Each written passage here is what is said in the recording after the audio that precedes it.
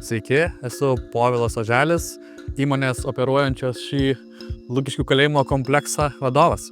Lukiškių kalėjimas savyje turi daug veiklų, pradedant nuo to, kad pas mus reziduoja virš 500 menininkų. Tai yra visi šitie langai, ką matote už manęs, juose dirba atskiri kūrybininkai, jie turi savo erdves ir čia jų yra kasdienė darbo vieta. Čia galima bet kada, kiekvieną dieną užsukti, pas mus yra baras, yra maitinimo erdvės, trečia veikla būtų koncertai. Na ir manau, kad garsiausia mūsų veikla, kurią čia vykdome, tai yra tie garsieji pasivaikščiojimai po Lukiškių kalėjimą. Kodėl nusprendėme plėstis ir investuoti dabar? Tai yra natūralus augimas ir mes esame čia jau 4 metai ir manome, kad pribrendome kitiems žingsniams. Patirtis bendradarbiaujant su Finora Bank iš mūsų pusės yra tik pati geriausia. Didžiausia nauda ir pagalba mums buvo tai, kad Finora Bankas padėjo lengviau gauti finansavimą pasinaudojant ES parama. Pats bankas yra tikrai lankstus, geromis sąlygomis suteikia investavimą ir greitai reaguoja į užklausas. Kitiems verslininkams